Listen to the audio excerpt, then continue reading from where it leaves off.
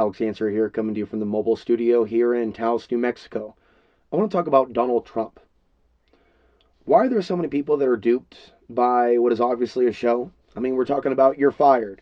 We're talking about the same individual that's been well known to be close to the Clinton family.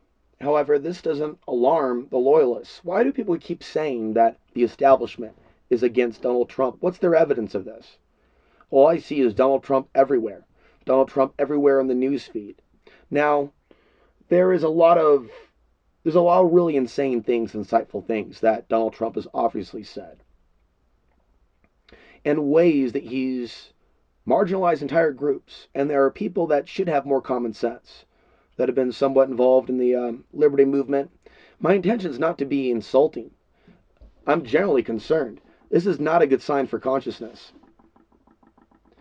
We can also see individuals of influence in the alternative media, Alex Jones and others, Paul Joseph Watson, that have been toting this party line. Why? And how is this consistent with their content of the past? And I keep hearing these claims about Donald Trump being against the war in Iraq. I don't see a whole lot of evidence to support that he was saying hardly anything through the podiums that he's had this entire time. He's a self-serving narcissist. And for that reason alone, just the Teflon Don bullshit confidence, people are lapping it up. Now, I do want to bring notice to the attention of the Simpsons episode featuring Donald Trump winning the election. And there's actually a Daily Mail article that wrote about this anomaly. Now, I don't take a great deal of time, not that it's not significant, but I don't talk a lot about the predictive programming in some of these TV shows. The Simpsons, however, is fairly known for that famous shot where Bart is holding up the magazine showing 9/11. And there's been a number of other things that have also been embedded in The Simpsons, as well as The Family Guy and shows like that. So this episode from 2000 features Donald Trump winning the election and our nation going further into debt to China, which causes a crisis. And then Lisa plays a character akin to Hillary, who assumes the thrones after Trump has his way with America. Now, Trump may praise Putin today.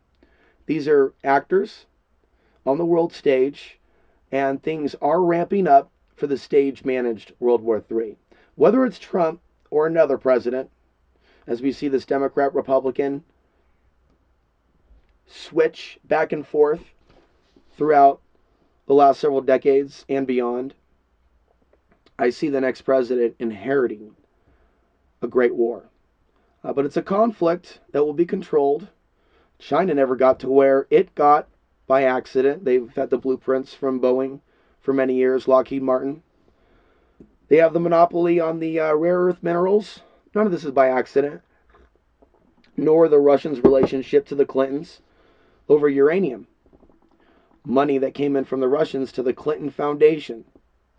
And so these are things that people really don't think about. You know, when they're watching the RT version of reality, and Putin right now is looking like a superstar of the world with the stage-managed pullout of Syria, as he looks like the good guy. Now we see Russia more involved in military affairs, and we also see China more involved in peacekeeping operations in Africa. Everything is building and building and building to this point. Trump may seem like a good guy now, and that the establishment is against him. There are other perspectives that they will use whatever means necessary to push Trump forward, for he is the ultimate establishment pick. Why do people keep saying that the current puppets in office are guaranteed to pull something so they can enact martial law and stay in office? The same thing was said about Bush. There is way too much attention, misguided focus really, on blaming Obama for the entire conspiracy and economic meltdown and this global military industrial complex. And so, yeah, this is definitely one of the greatest deceptions that I've ever seen politically. And I'm not alone in stating that. This is very reminiscent of what we saw with the rise of Barack Obama promising change. This is on the other side, and yet there are people that have seen this deception from the Democrats, Republicans for so long that have been talking about it for years, in some cases decades, and many Ron Paul supporters, only to see them get behind this candy bar, cookie cutter, fake, arrogant, insightful, false, white, great hope. It is the Donald Trump deception. And we're going to see what's going to come about through all this and all the attention that's been put on these protests, which, to make another point, there certainly seems to be a lot of action at these Trump events that we've actually never seen before.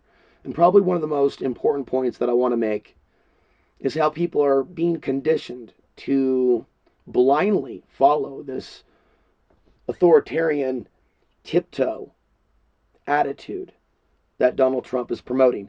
Get him out of here. Get him out of here.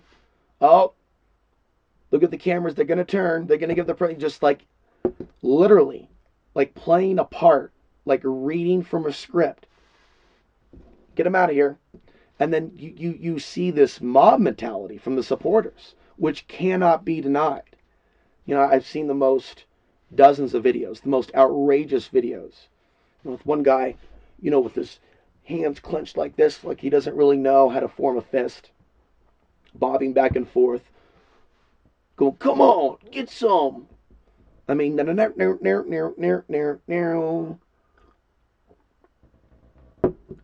and it is one hell of a show to watch. But thank God,